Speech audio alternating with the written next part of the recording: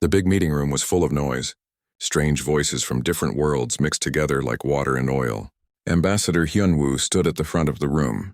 His black suit looked simple next to all the colorful alien clothes around him. He was nervous but did not show it. The room was huge. It could hold thousands of beings. The walls were made of some kind of crystal that changed colors. Above them, stars moved slowly across a fake sky. This was the Galactic Council, where all the smart alien races came to talk about important things. Hyunwoo looked at the crowd in front of him. There were so many different types of aliens. Some looked like giant bugs. Others looked like walking trees. Some had too many eyes. Others had no eyes at all. But they all had one thing in common. They did not think much of humans. "The humans want to join our council," said a voice that sounded like rocks grinding together. It came from Silmoth, who spoke for the Vectar people. The Vectar looked like big lizards that walked on two legs. They had sharp teeth and claws. Their skin was dark green with red spots. Silmoth stood up. He was twice as tall as Hyunwoo. His yellow eyes looked down at the human with disgust. "These soft pink things live for such a short time. What can they teach us? What can they give us? They have been in space for less than 100 years. My people have been traveling the stars for 10,000 years. Many aliens in the room made sounds of agreement. Some clicked their claws. Others buzzed their wings. A few stamped their feet. The noise got louder and louder. Kangmin raised one of his long blue arms. He was old, even for his people called the Zephyrians. His people were known for being peaceful. They never fought wars. They tried to help everyone get along. "Please let us be calm," he said in a soft voice. "The humans have come here in peace. We should listen to what they have to say." But not everyone wanted to listen. The Hive Queen Lixara made a loud clicking sound with her mouth parts. She looked like a giant ant with 4 arms. Her black eyes shined in the crystal light. "The humans are weak," she said. "They fight among themselves. They cannot even control their own planet. Why should we let them join us?" More aliens agreed with her. The room got louder again. Hyunwoo felt sweat on his face, but he did not move. He had been ready for this. Earth's leaders had told him it would be hard. Then something changed. Admiral Donghyun walked into the room. He was older than Hyunwoo, with gray hair and scars on his hands. He wore the blue uniform of the Terran Space Navy. Behind him came Captain Somin. She was young, but her eyes looked old. She had seen too much death. "I have something to show you," Donghyun said. His voice was calm but strong. He pressed a button on a small device. The air above the room filled with pictures and videos. The aliens saw human ships floating in space, but these ships were broken. They had big holes in their sides. Some were cut in half. Bodies floated around them in the dark. "These are our colony ships," Donghyun said. 3 months ago they were attacked near Kepler 442b. 2,000 people died, men, women, and children. They were not soldiers. They were farmers and teachers and doctors. They just wanted to start a new life on a new world. The room became quiet. Even Silmoth stopped talking. The pictures were hard to look at. Captain Somin stepped forward. Her voice was steady, but everyone could hear the anger in it. "I was there," she said. "I commanded the ship that found them. The Vectar raiders did not just kill them. They played with them first. They made the children watch their parents die. They made the parents watch their children die." Silmoth laughed. It was an ugly sound like a snake hissing. "The weak die. The strong live. This is the way of the universe. Your people are soft. You cry over every death. You will never be strong like us." Other Vectar in the room laughed too. They showed their sharp teeth. Their claws clicked on the floor, but not all the aliens laughed. Some looked uncomfortable. They had heard stories about the Vectar before. The lizard people liked to attack ships that could not fight back. They took things they wanted and killed the rest. Hyunwoo finally spoke. His voice was quiet, but somehow everyone could hear him. "We did not come here to ask for your pity," he said. "We came here to join you as equals. We know we are new to space. We know we have much to learn, but we also have much to give. What could you possibly give us?" Silmoth asked. He spit on the floor near Hyunwoo's feet. "We can give you our friendship," Hyunwoo said. "We can give you our knowledge. We can give you our help when you need it. But if you choose to be our enemy..." He stopped talking and looked right at Silmoth. "If you choose to hurt innocent people, then you will learn something else about humans." The room was very quiet now. Many aliens leaned forward to hear better. And what is that little human? Silmoth asked. He thought he was being funny. Before Hyunwoo could answer, a new voice spoke. It came from the back of the room where the shadows were deep. The voice sounded like mountains moving and oceans crashing. They will hunt you forever. Everyone turned to look. From the shadows came Elder Thexan.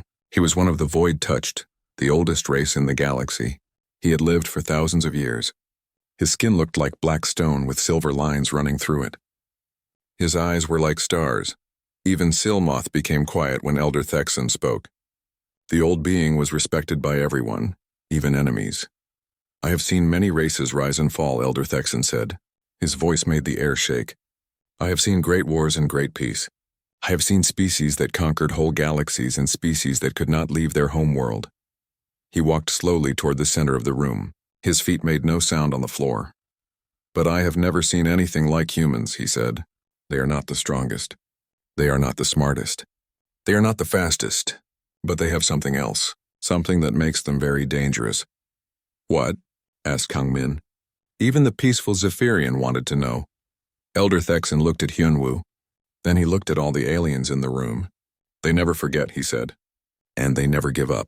The meeting ended soon after that. Most aliens left quickly, talking quietly among themselves. But Silmoth stayed. He walked up to Hyunwoo with his claws out. Your old friend thinks he can scare me, Silmoth said. But I'm not afraid of humans. You are prey, nothing more, and soon we will hunt all of you. Hyunwoo looked up at the big lizard. He was not afraid. Then you have made a very big mistake, he said quietly. As the aliens left the meeting room, Elder Thexan walked up to Hyunwoo. The old being put a hand on the human's shoulder. Young ambassador, he said, tell your people to be careful. Some prey when cornered becomes the most dangerous predator the galaxy has ever known. Hyunwoo nodded. He understood the warning. But he also understood something else. The galaxy was about to learn what humans could do when someone hurt their families. The war was coming, whether anyone wanted it or not. 3 months had passed since the big meeting at the Galactic Council. Lieutenant Commander Ji-hoon stood on the bridge of his ship, looking out at the stars. His ship was called the Inchen's Fury. It was not big like the warships, but it was fast and quiet. Very quiet.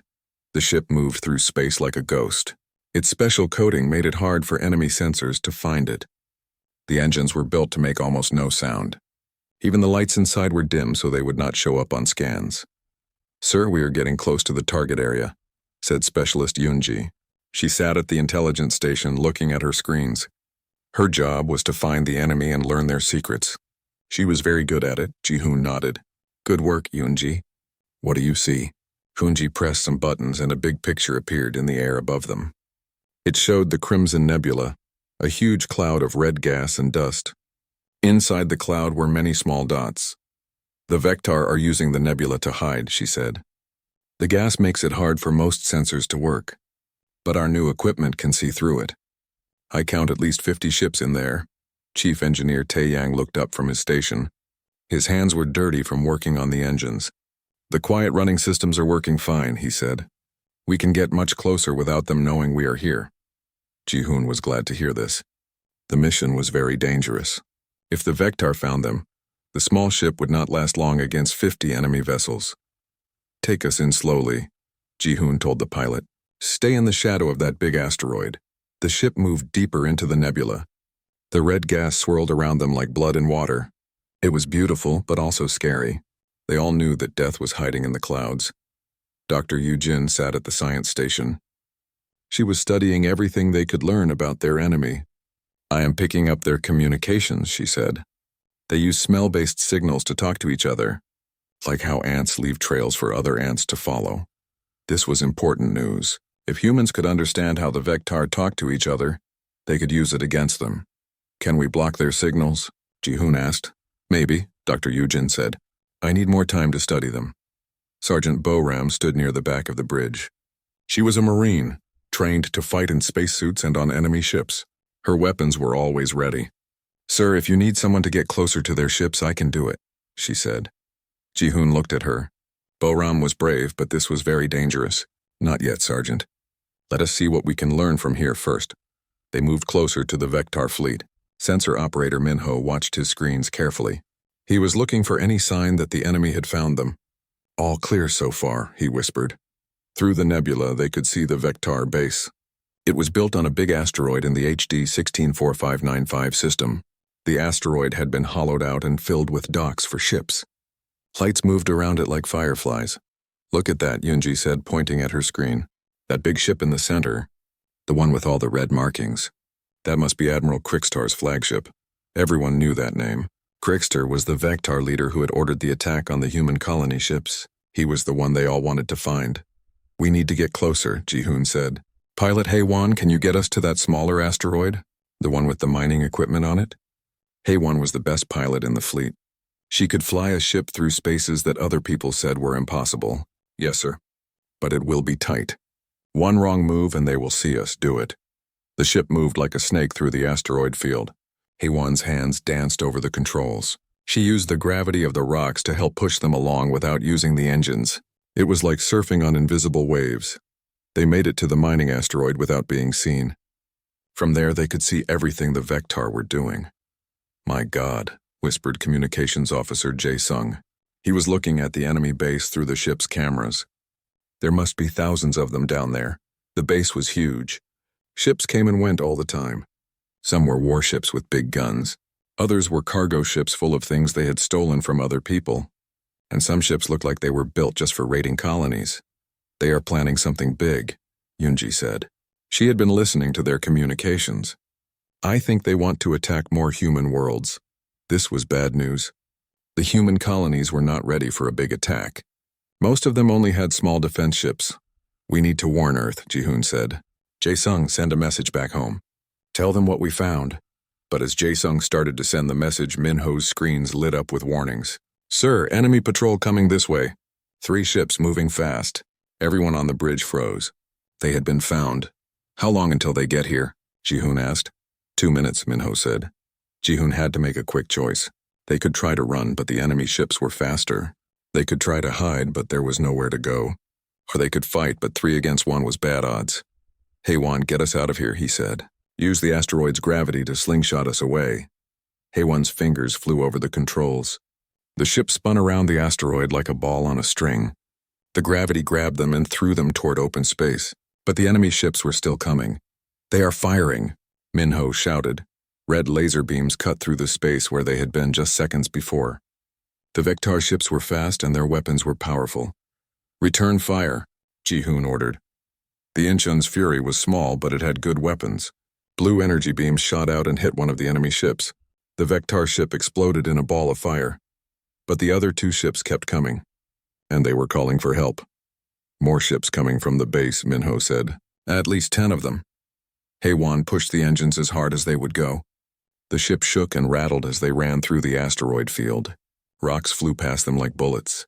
We are not going to make it, Taeyang said, looking at his engine readings. They are going to catch us. That was when the second terrible thing happened. One of the enemy energy beams hit their communications array. Sparks flew everywhere and smoke filled the air. Communications are down, Jae-sung said. But as he tried to fix the damage, another beam hit the ship. This one hit the engine room. The ship spun out of control. Alarms rang everywhere. In the confusion, something hit Jae-sung in the head. He fell to the floor and did not get up. Jae-sung. Boram ran to help him, but it was too late. He was dead. The ship kept spinning. Haewon fought with the controls, trying to make it stop. Finally, she got the ship stable again, but the engines were badly damaged. We can run, but not very fast, Taeyang said. They limped away from the asteroid field. The enemy ships followed them for a while, but then they stopped. Maybe they thought the human ship was too damaged to be a threat. But Ji-hoon knew they were wrong. The human ship was hurt but not dead, and now they had important information about the enemy base. The trip back to human space took 3 days. They had to go slowly because of the damaged engines. During that time, they listened to Vectar communications. What they heard made them angry. The Vectar were bragging about killing Jae-sung. They had somehow recorded his death and were showing it to other Vectar ships. They thought it was funny that the human had died. They are using it as propaganda, Dr. Yujin said. Her voice was full of anger. They want other aliens to see that humans are weak. When they finally made it back to Earth, Ji-hoon went straight to see Admiral Dong-hyun. The old admiral listened to everything Ji-hoon had to say. He looked at all the pictures and videos they had taken. He listened to the Vectar communications. When Ji-hoon was done talking, the admiral was quiet for a long time. Finally, he picked up his phone and called someone. "This is Admiral Dong-hyun," he said. "I need to speak with President Park Da-eun right away. Tell her it is about Operation Endless Hunt." Ji-hoon had never heard of Operation Endless Hunt before, but from the way the admiral said it, he knew it was something important. The next day, President Park Da-eun spoke to all of humanity. Her speech was broadcast to every human world and every human ship. "My fellow humans," she said, "today I am authorizing Operation Endless Hunt. The Vectar have attacked our innocent people. They have killed our children. They have mocked our dead. This will not stand." She paused and looked right into the camera. Her eyes were hard as steel. "From this day forward, every Vectar warrior who participated in attacks on human civilians will be hunted down. We will not stop until they face justice. We will not forget. We will not forgive. And we will never give up." All across human space, warships began to move. The hunt was about to begin. 6 months had passed since Operation Endless Hunt began. Captain Woo Jin stood on the bridge of his ship, looking at the stars through the big window. His ship was called Gwangju's Vengeance. It was one of the new hunter-killer ships that Earth had built just for this war. The ship was not like the old human warships. It was built to hunt down enemy ships that tried to run away. It was fast, quiet, and deadly. Most importantly, it could track enemies across many different star systems. "Captain, we have something," said Commander Ye Jin from her station. She was the ship's tactical officer. Her job was to find the enemy and figure out the best way to kill them. Long-range sensors are picking up Vectar energy signatures in the Ross 128 system. Woo Jin walked over to look at her screens. Colored lines and dots showed where the enemy ships were hiding. "How many ships?" "At least 12, Ye Jin said. "Looks like a raiding group. They are hiding behind the gas giant's moons." This was what they had been looking for. The Vectar had learned to be more careful after losing so many ships. Now they tried to hide in places where sensors could not find them easily, but the humans had learned to be better hunters. "Set course for Ross 128, Woo Jin ordered. "Silent running.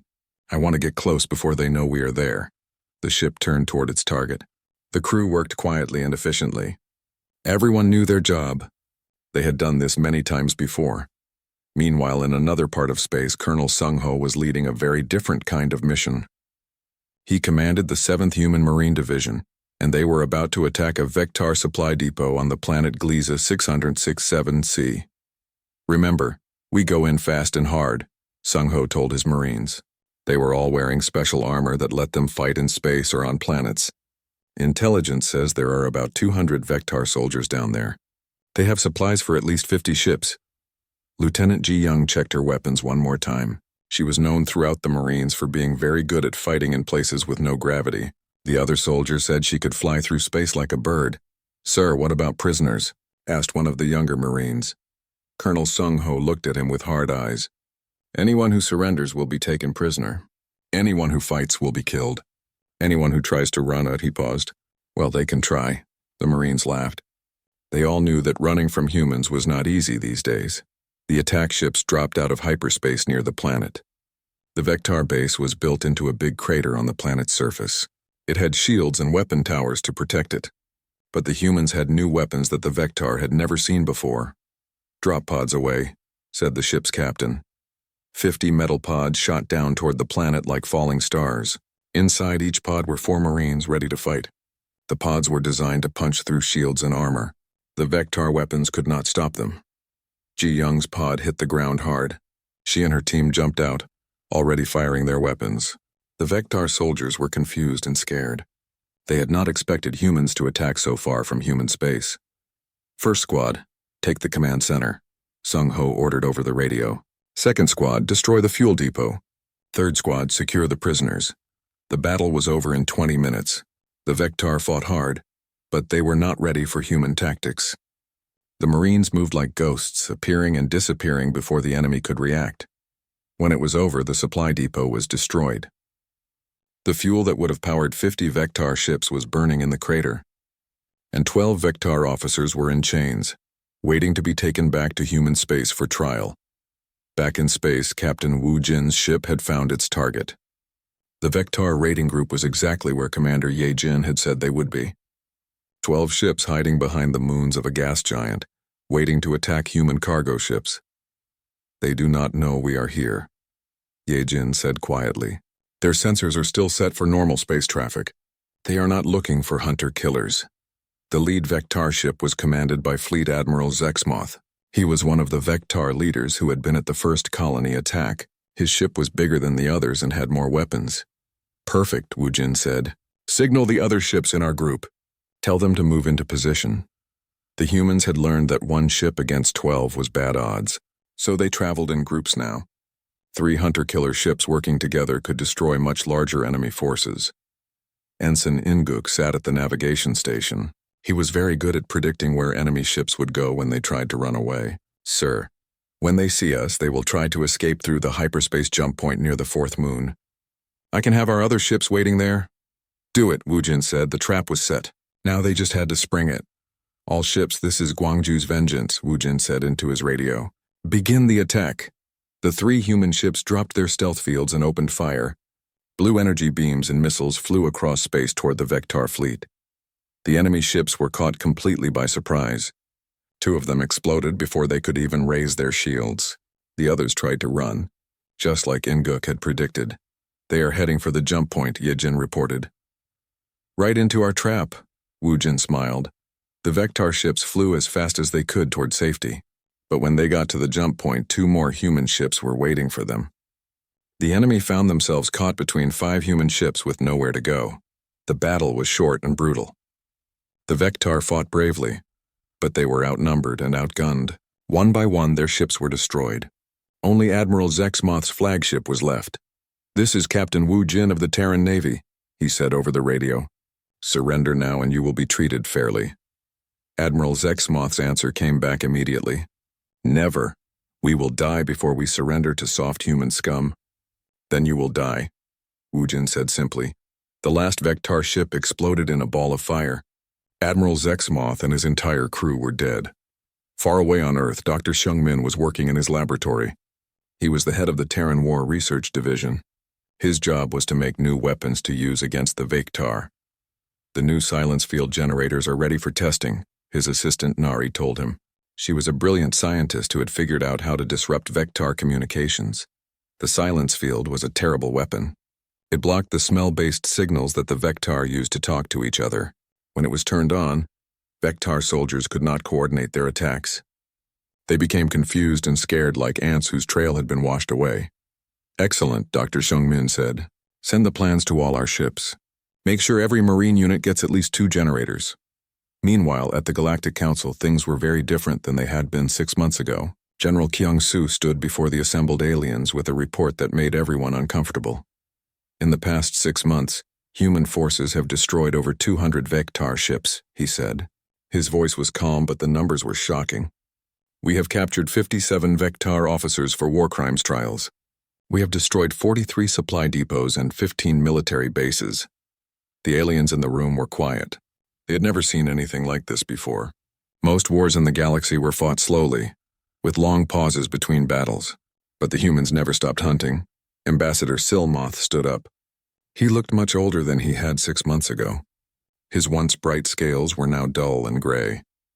The council must intervene, he said. The humans are not fighting a war. They are committing genocide. General Kyung-Soo looked at him with cold eyes. We are doing exactly what we said we would do. We are hunting down every Vectar warrior who participated in attacks on human civilians. When they are all captured or dead, the hunt will end. This is madness, Silmoth said. No species has ever fought a war like this. Elder Thexan spoke from the shadows. His ancient voice filled the room. We warned you, Silmoth. We told you not to attack the humans. You laughed at our warning. The old being moved forward into the light. His star-like eyes looked at all the aliens in the room. The humans are not like other species, he said. They do not fight for territory or resources. They fight for justice, and they will never stop until justice is done. Kang Min, the peaceful Zephyrian mediator, tried to find a solution. Perhaps there could be a peace treaty, he suggested. The Vectar could pay compensation for the lives they took. General Kyung-Soo shook his head. The time for treaties was before they killed our children. Now there is only justice. As the meeting ended, many aliens left quickly. They were scared. If the humans could hunt down the mighty Vectar like this, what could they do to other species? Hive Queen Lixara stopped near the door. She looked back at General Kyung-Soo with her black insect eyes. "General," she said, "my people would like to discuss a defense treaty with humanity. We do not want to become your enemies." The general nodded politely. The Terran Federation is always willing to discuss peaceful relations with species that respect human rights. The message was clear. Be friends with humanity or risk becoming their next target. In space, Captain Wu Jin received new orders. Intelligence had found another Vectar fleet. This one was bigger than the last with 30 ships. But it did not matter. The humans would hunt them down just like all the others. The hunt continued. And the galaxy was beginning to understand that when humans said forever, they meant it. 2 years had passed since the humans began their hunt. Admiral Crickster sat in his command chair, looking at the stars through his ship's window. His hands shook as he held a cup of bitter Vectar tea. He had once been proud and strong. Now he looked like an old lizard who had seen too much death. His ship, the Bloodfang, was one of the last great Vectar warships. Most of the others had been destroyed by human hunter groups. The ones that survived were hiding in the deepest parts of space, afraid to show themselves.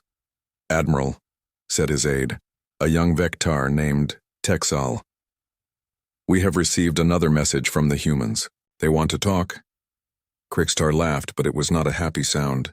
Talk? After all this time, they want to talk? For months, he had sent messages to the human leaders asking for peace. He had offered to surrender. He had offered to pay for the damage his people had done. But the humans always gave the same answer. No. The message was always read by the same human. Fleet Admiral Youngsuk was a small woman with gray hair and cold eyes. She spoke in a voice that never changed, never showed emotion. "Admiral Crickstar," her voice came through the ship's speakers. "You and your warriors killed innocent humans. You murdered children. You mocked our dead. There will be no peace until every one of you faces justice." "The hunt continues." Crickstar threw his cup at the wall. The tea splashed everywhere, leaving dark stains on the metal. "How can they be so stubborn?" He roared. "We are already broken. Our fleet is destroyed. What more do they want?" But he knew the answer. The humans wanted him. They wanted every Vectar who had been at the colony attacks. They would not stop until they had them all. In another part of space, Captain Daewon was preparing for the most dangerous mission of his life. His ship, the Silent Storm, was one of the newest stealth destroyers in the human fleet. It was smaller than a normal warship, but much harder to find. "We are approaching the Vectar homeworld," said his weapons officer, Subin. She was young but very skilled with the ship's guns. "Orbital defenses are just like intelligence said. 12 shield generators and 40 weapon platforms." The Vectar homeworld was called Kethmaran. It was a hot, dry planet with red sand and purple skies. Billions of Vectar lived there in great cities built into the sides of mountains. It had never been attacked by an enemy force until now. "Remember, we are not here to hurt civilians," Captain Daewon told his crew. "We are here to take down their military shields. Once we do that, they will have to listen to our peace terms." Engineer Taemin looked up from his station. "The shield generators are heavily defended, sir. If they spot us, we will not last long." "Then we make sure they do not spot us," Daewon said. The Silent Storm moved like a ghost through the asteroid field around Kethmaran. The ship's special coating made it almost invisible to sensors. The crew worked in complete silence, communicating only through hand signals. They reached the first shield generator without being seen. It was built on a small moon, surrounded by weapon platforms and patrol ships. Subin aimed her weapons very carefully. "Firing," she whispered. A single missile shot out from the Silent Storm. It was a special weapon that could punch through almost any armor. The shield generator exploded in a ball of fire. Alarms began to ring all over the Vectar system. Ships started moving toward where the explosion had happened, but the Silent Storm was already gone, moving to the next target. One by one, the shield generators died. The Vectar tried to find the human ship, but it was like trying to catch a shadow. Every time they thought they had found it, another generator would explode somewhere else. When the last shield fell, Captain Daewon sent a message to the planet below. "This is Captain Daewon of the Terran Navy," he said. "Your orbital defenses are down. We could destroy your cities if we wanted to, but we do not make war on civilians. Surrender Admiral Krickstar and the other war criminals. And this ends peacefully. On the planet's surface, panic spread through the Vectar government. They had always believed their homeworld was safe. Now a single human ship had shown them how wrong they were. Meanwhile, Colonel Misun was fighting a different kind of war. She was in charge of the Psychological Warfare Division. Her job was to break the enemy's will to fight without firing a single shot. "The new broadcast is ready," her assistant specialist Hoonsik told her. He was very good at understanding how alien minds worked. "We have the recorded last words from all the colonists who died at Kepler 442b. This was the humans' most terrible weapon. They had recorded the final messages that the colonists had tried to send to their families before they died. Messages from parents telling their children they loved them. Messages from children asking why the bad lizards were hurting them.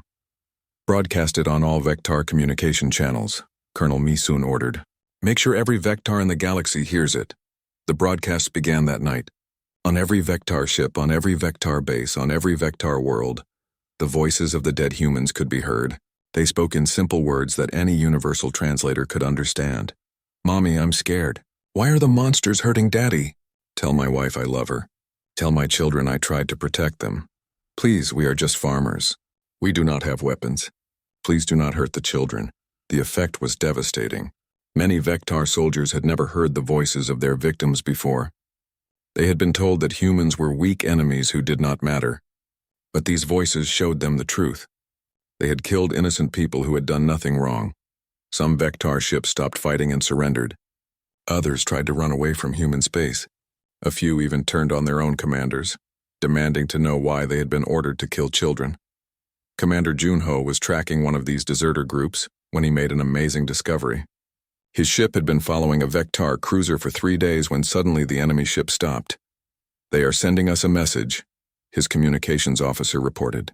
"They want to surrender." But this was not just any surrender. The Vectar captain, a warrior named Vexan, had information about Admiral Krickstar's location. "I cannot live with what we did," Vexan said over the radio. His voice was full of shame. "The humans are right. We are monsters. I will tell you where Krickstar is hiding if you promise to treat my crew fairly." Junho recorded everything the Vectar captain told him. Then he sent the information to Captain Seo-jun, who commanded one of the most successful hunter groups in the fleet. Seo-jun was known for her unpredictable tactics. She never attacked the same way twice. The Vectar called her the Ghost because her ships seemed to appear from nowhere and disappear just as quickly.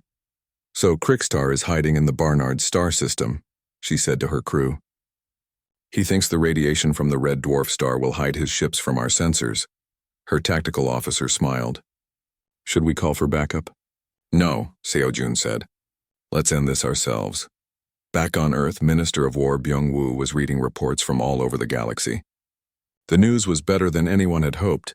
17 more Vectar commanders have surrendered in the past week, he told President Park Da-yoon. Their military structure is completely falling apart. Some of their ships are even fighting each other. The president nodded. She looked tired but satisfied. "What about the other alien species? How are they reacting?" "They are scared," Byung-woo said honestly. "The Galactic Council has received requests for protection treaties from 12 different species. They all want to make sure they stay on our good side." This was not surprising. The galaxy had watched humans hunt down the mighty Vectar with terrifying efficiency. No one wanted to be the next target. "Even the Hive Queen has asked for a meeting," Byung-woo continued. "She wants to discuss a mutual defense pact." President Park Da-yoon laughed. 6 months ago she was calling us weak. Now she wants our protection. The hunt was almost over. Admiral Krickstar and a few other war criminals were still free, but not for long. The humans had shown the galaxy what happened when someone hurt their families, and the galaxy had learned to be very afraid. At the Galactic Council, mediator Kang Min called for an emergency session. Representatives from dozens of species came to discuss what everyone was calling the human problem. "They are too dangerous," said the representative from the Crystalline Collective. "No species should have this much power." "What power?" asked Elder Thexan. "The humans only hunt those who harm innocents. They have not attacked anyone else." "But they could," said another alien. "If they can destroy the Vectar so easily, they could destroy any of us." Elder Thexan's star-like eyes looked around the room. "Then perhaps you should not give them a reason to hunt you," he said quietly. The room became very quiet. Everyone understood what the old being meant. The humans had shown them a new rule for the galaxy. Leave innocence alone or face the consequences. And the consequences, as the Vectar had learned, could last forever. 5 years had passed since the first Vectar attack on human colonies. Ambassador Hyunwoo stood once again before the Galactic Council. But this time the great meeting hall was completely silent. Every alien in the room watched him with careful eyes. The room looked the same as it had 5 years ago. The crystal walls still changed colors. The fake stars still moved across the ceiling. But everything else had changed. The aliens no longer laughed at humans. They no longer called them weak or soft. Honored members of the Galactic Council, Hyunwoo said. His voice was calm and clear. I stand before you today to announce the end of Operation Endless Hunt. A quiet sound went through the room. Some aliens sighed with relief. Others whispered to each other.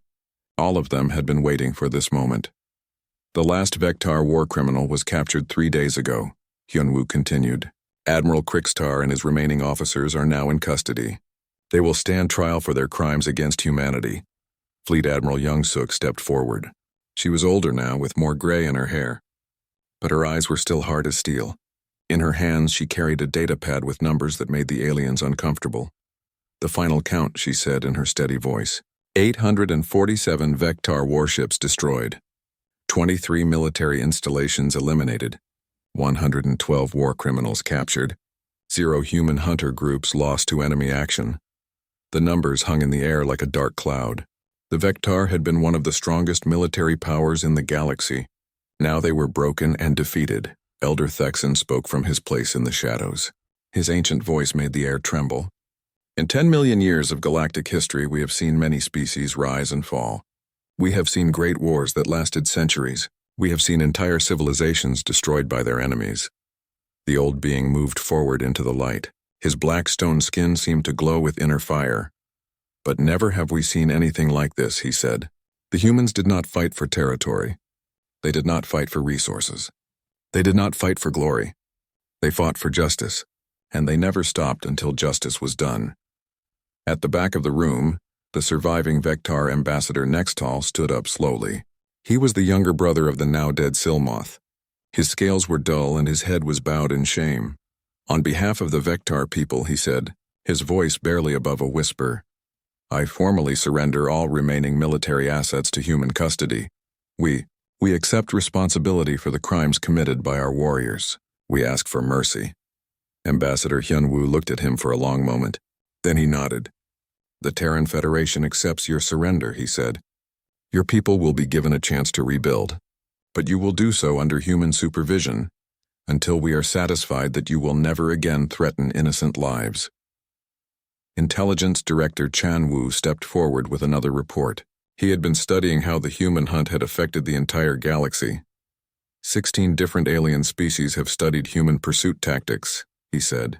All of them are working to make sure they never become targets of human justice. Piracy in this sector has dropped by 90%. Attacks on civilian shipping have almost completely stopped. This was perhaps the most important result of the hunt. The humans had not just defeated the Vectar. They had shown the entire galaxy what would happen to anyone who hurt innocent people. Captain So Min, now promoted to Admiral, spoke about the new order that was emerging. Human patrol ships now guard the space lanes that were once terrorized by Vectar raiders, she said. We have established monitoring stations in 12 systems. Any species that wants to engage in piracy or slavery will have to answer to us. The message was clear.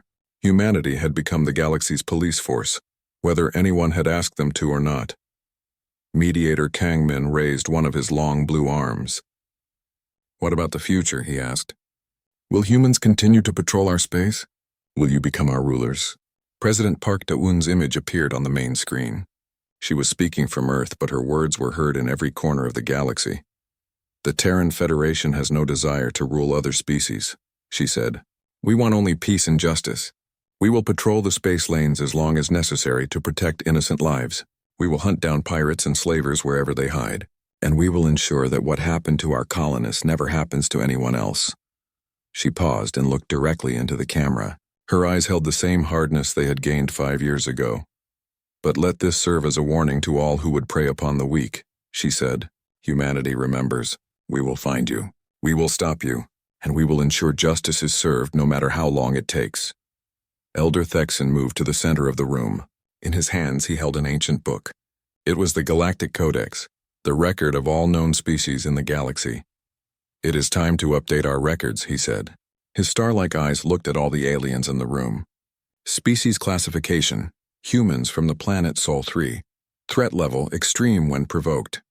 Recommendation: maintain peaceful relations at all costs. He turned to a new page and continued writing. Special note: do not attack human civilians. Do not harm innocent people in human space. Do not mock human dead. They will hunt you forever. The ceremony ended with the signing of the new Galactic Accords. Every species in the Council agreed to a new set of laws. Attacks on civilian ships were now a crime punishable by human justice. Slavery was banned throughout the galaxy. Pirates would be hunted down by human patrol ships. Some aliens grumbled about these new rules, but none of them dared to object too loudly. They had all seen what happened to the Vectar. 20 years later, the galaxy was a very different place. Captain Min Jun stood on the bridge of his ship, the Harmony's Guardian. He was the son of the great Admiral Youngsuk, who had died peacefully in her sleep just 2 years before. The Harmony's Guardian was not a warship. It was a peacekeeping vessel, designed to help rather than hurt.